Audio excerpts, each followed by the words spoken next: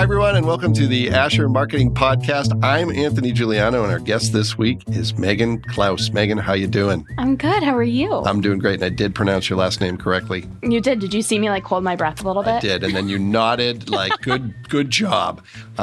Megan, you and I have known each other for a little bit because you took a class that I teach, and you would figure that I would know how to pronounce your last name as a result of that. But it was all virtual. Virtual. Yeah. Yeah. And we have stayed connected through a mutual friend who we're going to mention because it will probably freak her out, and that is Katie Huffam. So you work with Katie. I do. What is it like to work with Katie Huffam? I adore Katie Huffam. Well, she's pretty great. She is. And it's not even just as a friend I adore her. Yeah. She is so talented, passionate, and good at what she does. All right. Well, that's great to hear. I only know her in the context of sitting around usually a fire or a bottle of wine or a thing of beer and talking about kids screaming around the neighborhood. So I don't know her like that. Yeah. I know her like, we are opening a program, help me, let's go. That's the Katie that I know. All right. Well, we can compare notes and get the whole Katie Huffam story together. She's going to love us for this. Oh, she's going to absolutely love it. We will play this over some kind of public address system in the neighborhood and get her very embarrassed. I love that. Well, thanks for being here. Really appreciate it. As you know, on this podcast, we talk about your career path, and we talk about your organization and then some of the stuff you're working on. So let's start with the career path question. You went to Homestead High School. Does that mean you grew up in Fort Wayne, or did you grow up somewhere else? I grew up in Fort Wayne. I actually live 3 minutes from my childhood home. Oh, wow. Okay. Yeah. All right. So Southwest somewhere. Yes. Okay. Yep. So what's that like? I ask because I moved 1,000 miles away from where I grew up, and there's good things about that. There's bad things about that. What is it like living 3 miles from where you grew up? Well, there's good things and bad things about it. Yeah. Give me some of the highlights. So I love the area. I grew up in a family of 5, so we're super close. Okay. My whole family, we're obsessed with each other, for lack of better terms. Is everyone still here? No. Oh, okay. No. So we're a little spread out. I have a sister who's still in college, so she's nearby. Okay. But North Carolina, Indy area, et cetera, et cetera. But anyways, so I love Fort Wayne because I'm comfortable here. I'm going to be completely honest. Yep. I am a creature of habit, and I, for lack of better terms, really love the consistency. You'll see some crazy things at Fort Wayne, let's be honest. Yeah. But no, it's a great place to live as an adult, and it was a great place to live as a kid. I had great experiences in the school system that I went to. Obviously, I went to Homestead, and then I did a short stint at Ball State, but then I wanted to come back. It's the best little city you'll ever live in, but it's not little. Yeah. Well, it's my experience has been growing up in a much larger city or near a much larger city. I just really like the size of it. Enough stuff to have fun and to meet interesting people, and enough variety and diversity, but really easy to get around. And an easy life, and you can find challenges where you want them. Absolutely. Well, we joke. My dad's from New York, so we go to New York often. Okay. And I say that you can get 30 minutes and 5 miles in New York, and you can get 30 minutes to Ohio from Fort Wayne. So it's pretty nice. I don't know. What brought your dad or your family? How did they end up in Indiana? So my dad graduated college, and his first job he was offered, he's an engineer, was at Depew, Warsaw. Okay. Yeah. My mom, they moved back to Long Island. Okay. And then my mom was like, what are we doing here? Yeah. And moved back here. So don't know how or why that won the discussion. All right. But Fort Wayne, I love it. Yeah. Okay. So you go to Homestead, you go to Ball State for a little bit. Then you come back and you're at what is then IPFW, correct? Yes. Okay, now I was Purdue University, Fort Wayne. Yeah. I was IPFW blue and white. Okay. All right.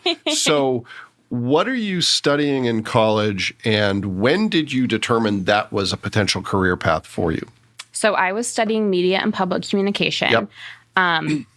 I really liked the idea of public relations. I liked the idea of, and I don't want to offend any public relations people by saying this, but I liked that idea of being the middleman, being the face, being the connector of the company, organization, and the public. I really liked that idea. Didn't know how I was going to make that work, but I liked the idea. Yeah. And so I was at Purdue Fort Wayne. I was doing a couple internships. I really liked my writing classes. So I did some like IPFW student media stuff. Social media at the time was like booming, if you will. It's not going to age me. But Brett Gogger was working at the marketing and communications department at IPFW. And he was graduating and he reached out to me and said, hey, they need someone to step into this role. Like, would you be interested? And I was like, not to fill your shoes. Yeah, that's a pretty high bar. Not to fill your shoes, but sure, let's do it. Did you work with Sean O'Leary or Danielle Depke when you were there?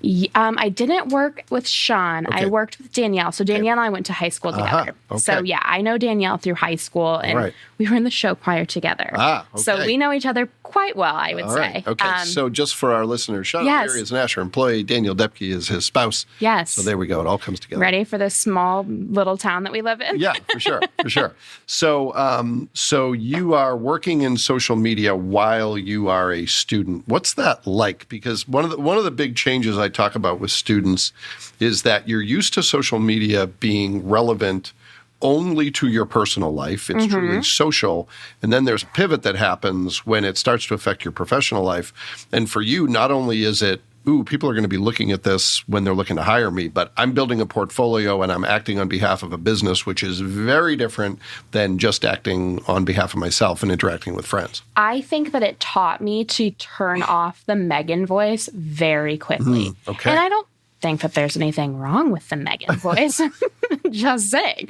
But I think that there's that fine line that I've noticed a lot of college students that I've worked with have trouble getting rid of their personal identity, and it takes a minute.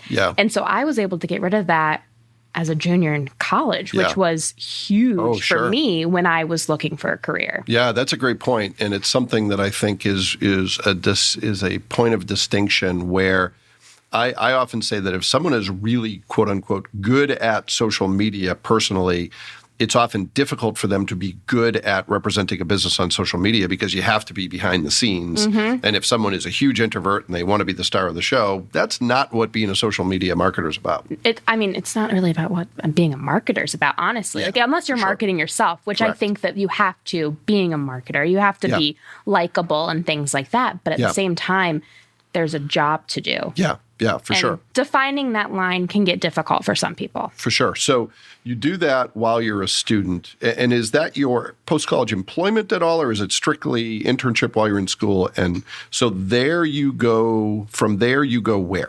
So that was my internship. So doing that unpaid, fun, like experience for me, doing college. So I was getting paid by a company that a lot of people know of, DeBrand Fine Chocolates, here in Fort Wayne. And when I was getting ready to graduate, the owner was like, no, you aren't going anywhere. Nice. And so I was able to step in from a store associate to in the corporate office, which was awesome. Like the best opportunity for any college student, honestly. Yeah, a brand that people love and it's known, and most people who are interacting with you on social media are probably happy because it's chocolate. Right. Yeah. You would think that. But I mean, there's always a tough cookie. There's always some in the crowd. So how long do you do that, and why do you make a move after DeBrand? Sure. So I was at DeBrand, and I literally learned so much. I was doing public relations, social media, et cetera, et cetera. And then I had another internship in college at Business People magazine. That at the back of my mind, I always was like, maybe magazines is what I want to do. Like, I really was still so unsure and didn't really feel fulfilled at the moment. So, I made the switch and I went back to Business People as an account executive, which was wild. I never envisioned myself doing any type of sales. Like, that was not ever what I thought I was going to do. I worked on the editorial side as an intern in college. So I did that. And I'm So what really glad made I you did think you might want to try that? I think I wanted to push myself to see, because when you think that you're in marketing, there's so many things that you can do. Big tent, a lot of different things you can do. And at DeBrand, I really enjoyed the wholesale piece of it. I got to travel. I got to go do salesy like trade shows, which was cool. So I was like, if we can branch off to that. I really like Business People. I think their product is awesome. Like, let me get my feet wet in that. And I'm glad they took a chance on me because I really did enjoy it.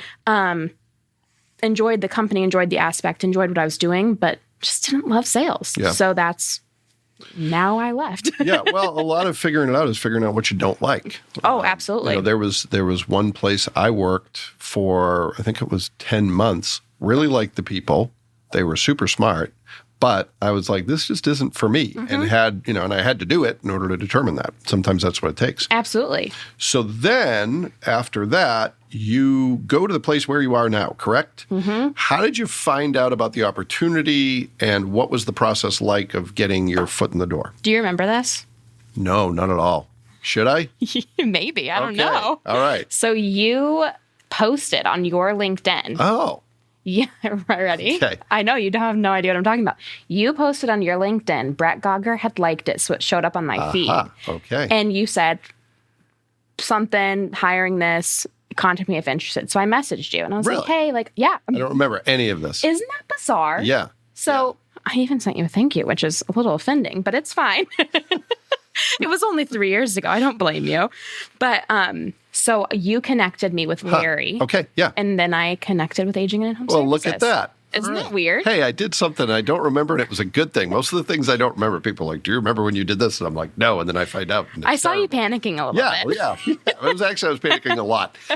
So tell us what you do for Aging and In-Home and what that organization is all about. Okay, so I am the marketing and communications director. So I oversee all day-to-day operations of both internal and external communications for the organization. The organization is an area agency on aging. So a lot of people don't know what those are. Yeah, sure. But they are throughout the United States. And essentially what they do is they funnel funding from both the state and the federal governments into services for older adults, whether that be something like Meals on Wheels. That's like the one that everyone's like, oh, of course. Case management, different services like family caregiver program, et cetera, et cetera. Okay. So is it a clearinghouse of services that are relevant to seniors and their families? Am I in the ballpark there at all? Sure.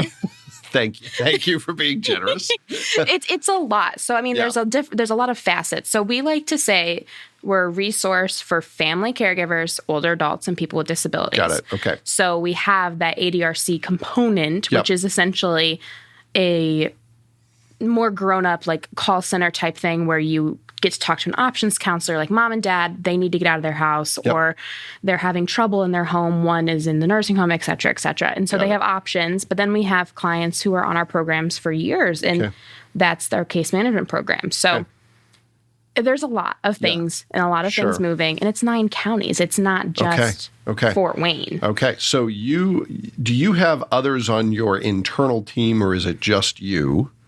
And if so, what does that team look like? So I have my supervisor. Her name is Mary. She's our chief development officer. Yep. And then we just hired a marketing and administrative coordinator who started in June. Okay. So we are a very small team. Yep. But that's kind of how I feel like it works with us. With us, we all have our really good strengths. We all have weaknesses, but we all fill in each other's cracks. So it's good. So what do you spend your time on? Like everybody always says, well, there's no such thing as an average day, and that's probably true. But what are some of the things that are typical in your work week that are ongoing, and what are some things that are larger and take up more of your time? Sure. So typical work week, I mean, obviously social media. So Olivia runs a lot of our accounts, but I look over everything that she's doing, and I help develop her and find her aging and home services voice. We also do social media for PACE, which is a new program that we'll talk about, I'm sure.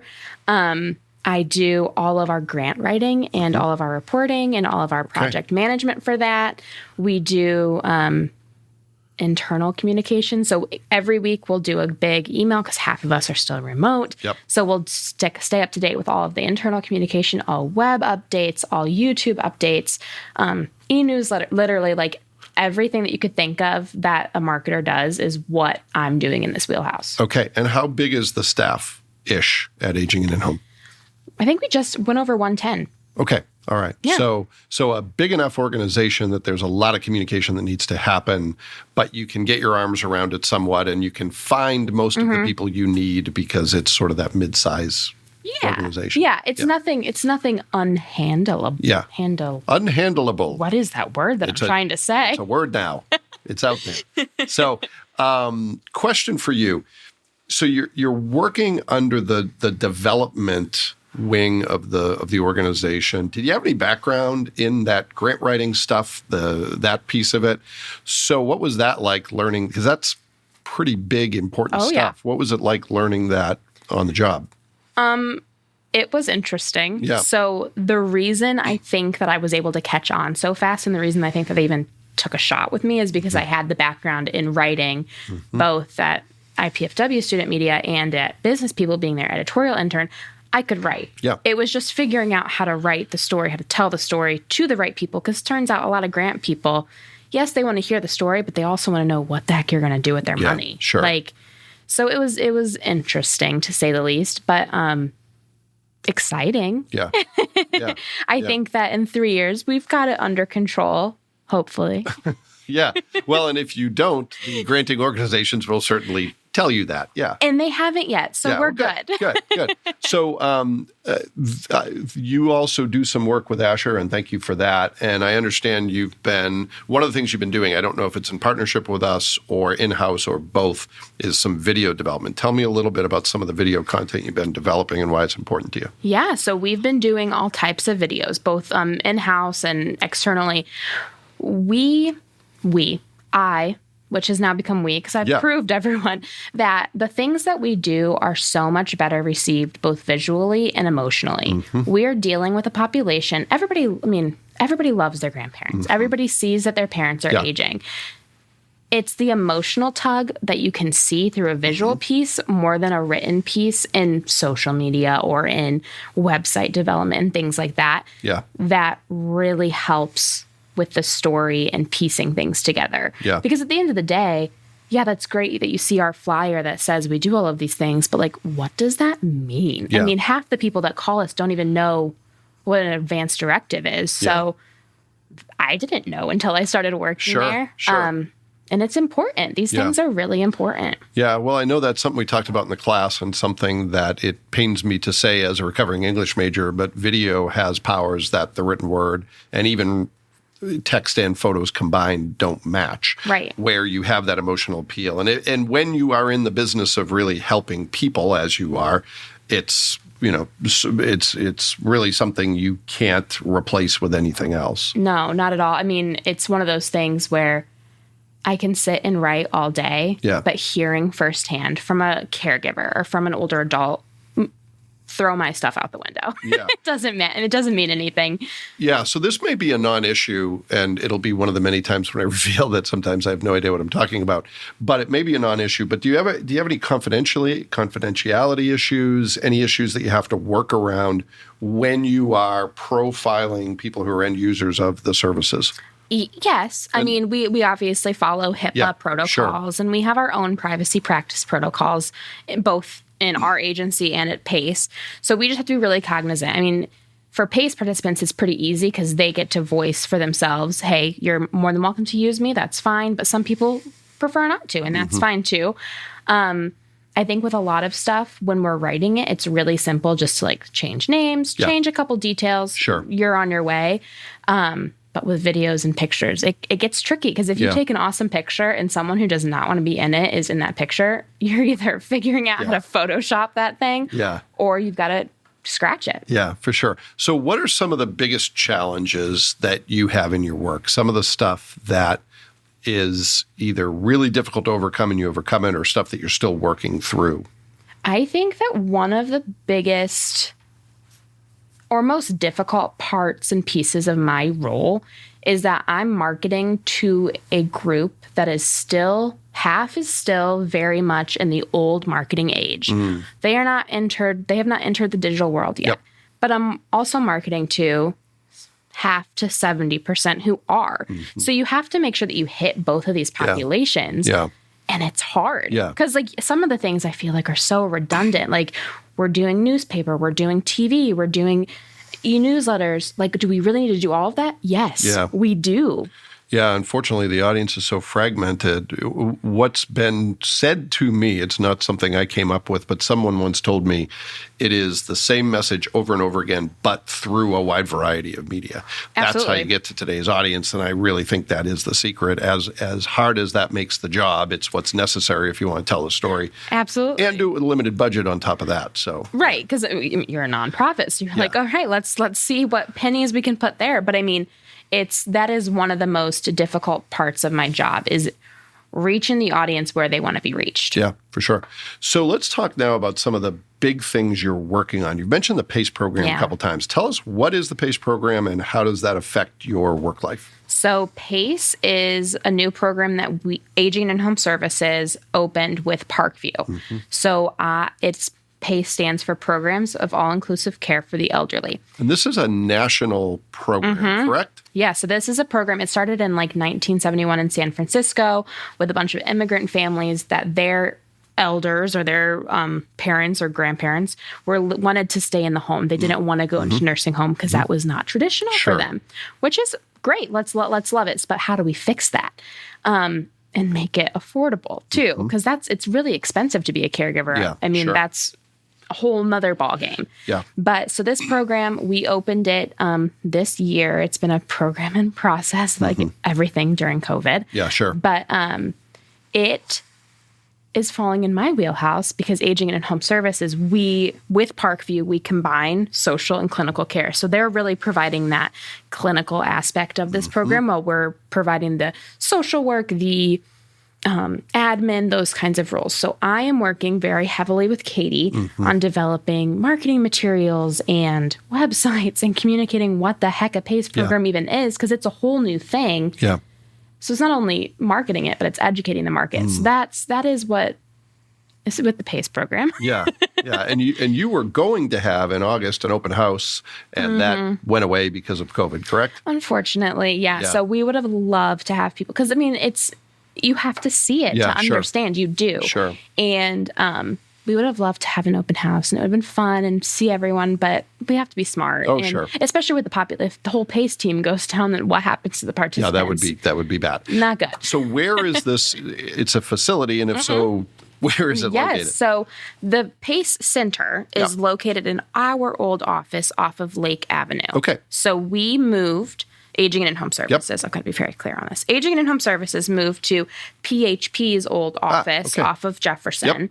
And PACE moved, after it was renovated, into our old lake building. Okay. All right. Yeah. Well, cool. It's very nice. It's a hidden gem west of downtown. Well, maybe you can do, when the pandemic is fully behind us, who knows when that will be. Maybe you can do an open house. And we will. Yeah. Of course we will. It'll be welcome to our redo grand opening. Yeah. We've been open. The house has been open for a long time, but now you're invited in. So you have the PACE program. It's taken up, obviously, a decent amount of your time. What are some of the other big things that are either on your plate now or coming up that are keeping you up at night, making you excited? Maybe both of those things. Oh, my goodness. Well, all of the above. So we just received funding for an Alzheimer's disease program initiative. So it's ADPI grant, which is a huge 3-year program. Lots of acronyms in your world. Yeah. Lots. I know. I'm sorry. No, that's okay. Keep up. Come on. Well, you started with the name and then you went to the acronym, which is very fair. I cannot keep up. I try. I stopped keeping up in about 1989, so don't expect me to keep up. I had a cheat sheet when I first started because I was like, what are you talking about? But anyway, so ADPI, as you know, Alzheimer's has become a major issue in this country. So the Department of Human Health and Human Services out of D.C., they are pouring money into this initiative all around the world. So we're very excited to start that program.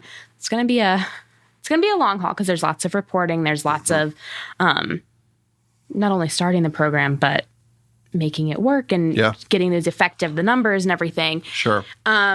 PACE is obviously a very large thing on my docket, but right now we are on the cusp of baby boomers all being over the age of 60. Yeah.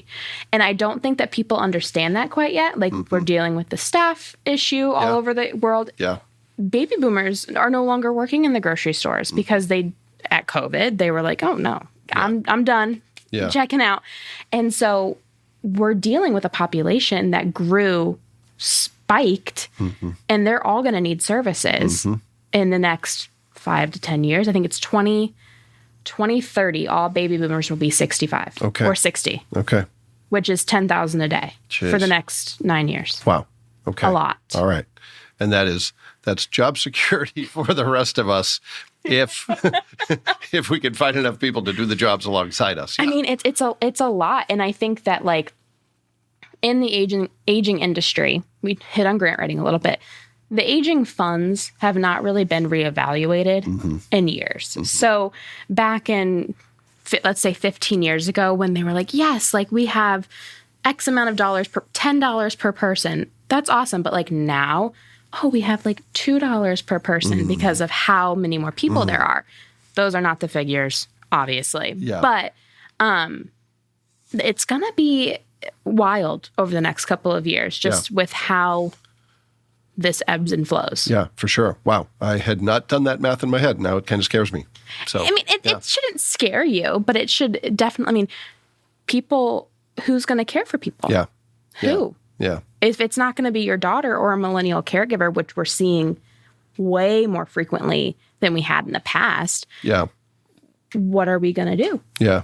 Yeah. Well, I heard it said on, I think it was a podcast, they said that we used to be a manufacturing economy, then we were a service economy and a knowledge worker economy, and in the future, in the near future, we're going to be a healthcare economy. That's basically going to be what 100%. runs the economy. So you've made a good choice by working where you do, and you've set yourself up for all kinds of success. It's been fun. It really has been fun. Yeah. Well, I mean, you're in a position that I find that even us, even those of us who are marketers, we still want to make a difference, even if only obliquely through our work. And it sounds like you're in a position where you can do that. So that's good. That was my biggest thing. So when I left Business People, I loved what I was doing. Like I loved the magazine and all that stuff. But my biggest thing was I wanted to mix passion with purpose. And so that I found it all. I'm doing what I love, and I'm doing it for an organization that I love and a population that I love. So, well, awesome. So that leads very nicely into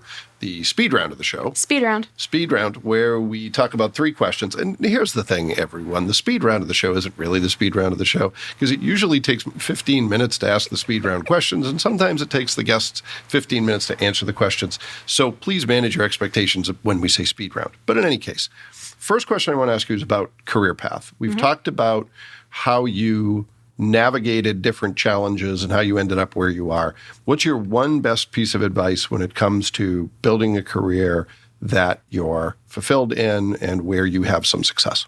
Try it all. Okay. I do not think you should limit yourself. Everyone goes into college either having a mindset or having no idea what they want to do. Ride that wave. I think that having multiple internships was the best thing I ever did for myself. I think that working in a sales role, I will say this till the day I die. Every marketing person needs to be working in a sales role at some point in their career. It helps you understand really the big picture, in my opinion. Yeah. But yeah, no, do not tunnel vision yourself. All right. It won't help you. So try stuff. Yeah. And learn along the way about what works for you, and you might be surprised. Yes. All right. Well, great. Second question. You work for a complex organization that is critically important, but that not a lot of people understand. So I'm sure you do this all the time, but I'm going to put you on the spot. If you had to describe aging and in-home services concisely, if somebody said, what does your organization actually do? You have 30 seconds or 60 seconds, maybe even 120 seconds. What might you say? Aging and in-home services is, oh goodness, now I've got pressure. You got the name right. You're off to a great start. No, I think we're the premier resource for older adults, people with disabilities, and their caregivers. And I think that if that's the shoe-in to what you need, that is all you need to know. I think that one of our most important pieces of the organization is our ADRC. So you can be 16 or you can be 69. Whatever age you are, you can call that Aging and Disability Resource Center with any questions that you have. Sometimes you don't know what question you have, and it's okay just to call and say, listen, this is my situation. How do I help? Yeah. But I also think that there are so many other facets exciting things that I could tell you, but I'm not going to because I only have 10 seconds. Well, you did a good job of giving people an idea so that they will ask more questions in the future. I do want to dive into just one thing. Do I have it right? ADCR? ARDC, close. ARDC. Okay, I knew I would get that wrong. No, I did it wrong. ADRC. What? ADRC. Okay, I think we've used all the potential combinations of those letters. Yes.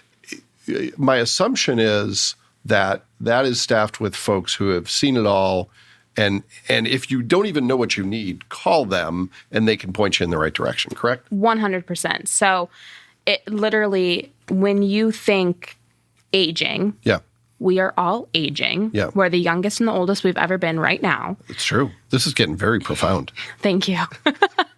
It's literally a resource center to help you along with different stages in your life. And I think that you're doing yourself a disfavor by going at it alone. Ask for help. Okay. Wow. Okay. That is, truthfully, I had no idea what this organization was until I started. Yeah. My parents, watching them deal with caregiving for a family member was awful without knowing what I know now. I don't know if we would have been able to do it. So this is a question that might be a tough question, but it's not intended to be a tough question. I think I know the answer, but a lot of times when I think I know the answer, I'm wrong. If you call this service, is it free? Yeah. All right. So no downside. No. Call them. You're probably going to learn something. You will probably be well served, and it doesn't cost you anything. 100%. But if you're calling for a service, they're going to ask you a lot of questions. Yeah. And they're going to be personal, but that's okay. Yeah. Yeah. That's the whole idea. They're just trying to help you. Yeah. All right. So last speed round question. Okay. You have had to make a lot of changes over the past 18 months, as many of us have, but being in a healthcare organization, you've probably had to make more than most of us, including very recently. What's the one thing that you've learned during that time, maybe relevant to marketing, maybe not, that you've learned during the pandemic that you think will stick with you moving forward, that's now kind of woven into your DNA that you didn't know before? One thing? Well, you can talk about as many as you want. We've been very time efficient. You can talk name fast. two things. Well, so do I. Nobody can understand what we're saying. They're going to have to. Usually people speed up the podcast so they can listen to it quickly. They'll slow it down so they can actually hear it. One or two things that you've learned? I think that because my position, my role is both external and internal, I have two different answers for you. Okay. So they could be the same. I don't know. We'll see how my mouth goes. All right. All right.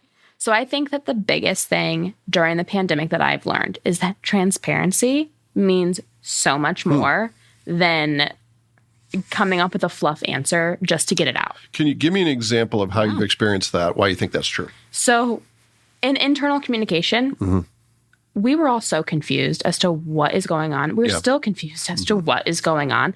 It is so much easier to say, we don't know. Yeah. We will tell you by X date. Yeah. And if X date comes around and we still don't know, we don't know, you're doing awesome. Keep doing what you're doing. Yep. And we move on. Okay. I think that giving an answer to staff is better than not, in my opinion. And I think that it makes people happier to know that, like, okay, we all have no idea what we're doing, but the one thing that we do know what we're doing is our jobs. Yeah. And let's keep doing that. Yeah. Who knows if we'll all be in the office in the next year? Yeah. Who knows if we'll be in the homes every day in the next year? But what we do know is what we're doing. Let's do it. Yeah, for sure. So that's one thing. I don't know. I feel like that could go both ways for like public. But I think that the other thing that I learned, which could be marketing, could not be, is that people really enjoy like being part of a team in this community. And I say that because it is kind of marketing. The grant, like, piece of my position when COVID hit was insane. And the support from this community was insane that I never, like, you thought that it would be like really hard times. And it was for a lot of people. Sure. But we had partners that we would have never thought that we were going to partner with, helping us, like, loading cars with food. And we had the Tin Cap, like, we were in the Tin Caps parking lot because they didn't have a season last year. So we were able to be there with 600s of cars. Wow. And their staff helped us in directing traffic, loading food up. Like, it was just knowing that you have neighbors to lean on. Not that I didn't know that before, but like I'm the kind of person that I don't like to ask for help. I'd rather just do it myself, which is a fault a lot of the times. Yeah. But Fort Wayne, another reason I love it. Mm-hmm. That's why. Yeah. Well, and I think when things are crazy, people want to do something tangible and concrete. And, I've learned over the years that the best way to feel better is to help someone else feel better. And then it kind of evens out. So maybe that's some of what you're seeing too. Maybe. I mean, and it's not necessarily marketing. So like, I feel bad that I failed at your question, but... You didn't fail me. I failed in asking the question. No, you didn't. But I really do think that is just... If Fort Wayne gets a ribbon, we get ribbons all the time, but it needs to be like the neighbor ribbon. Yeah. Because I've never seen so many people step up. Like random people that like used to live down the street from me when I was a child would text me, what can I do? Yeah. Do you guys need me to pack Meals on Wheels cars? Wow, that's great. What? Yeah. Like, first of all, how do you know that I work there? But thanks. Yeah. Well, I mean, I think one of the things that I see as a difference in the places I've lived, and please, people of Massachusetts, this is not a criticism of you. You're great too. But I think one of the differences is that in a community the size of Fort Wayne, there's accountability where it's like, I might need this person to help me tomorrow, so I'm going to help them today. And it's not always transactional. I think it's under the surface. And a lot of people do it just because they're great and it's the right thing to do. But I think there is a greater feel of we really depend on each other. When I can, I better help because someday that's going to return to me one way or the other. No, absolutely. Yeah. All right. Well, this has been great. So if people want to learn more about your organization, where should they go? To our website. I knew that, but I was just setting you up to give the URL. What's a really website, good at this, guys. I'm really, really good at What is this website of which you speak? If people want to visit your website, what is the action? Should I say the W's or is that a thing of the past? HTTP. Tim Bordy, the late Tim Bordy, the founder of Asher, when I asked him for a website, would start with HTTP. And it was the greatest thing. It was just the best. All right. Now that I'm absolutely mortified, www.agingihs.org. Agingih.org. IHS. In home services. All right. Aging dash. Aging dash. No. Agingihs.org. Yes. Wow. Okay. We're going to send people all over the internet, but it might end up there. We'll put it in the show notes. People can link to it. This is the, do we have show notes, Nick? I don't think we do. But we can now. Just a special edition of the Asher Marketing Podcast, replete with show notes to correct all the mistakes we've made. Here's the deal. We did so great. I think that the last, getting the URL out was the longest part of this podcast. Well, the best part is we've lost everyone long ago anyway. Well, Megan, this has been super fun. Thank you for putting up with the tomfoolery that happens on this podcast. It has been great getting to know you a little bit better and knowing more about your organization. And everyone who took the time to listen to this, special thanks to you. And we'll be back next week with another great guest. We hope you'll join us then.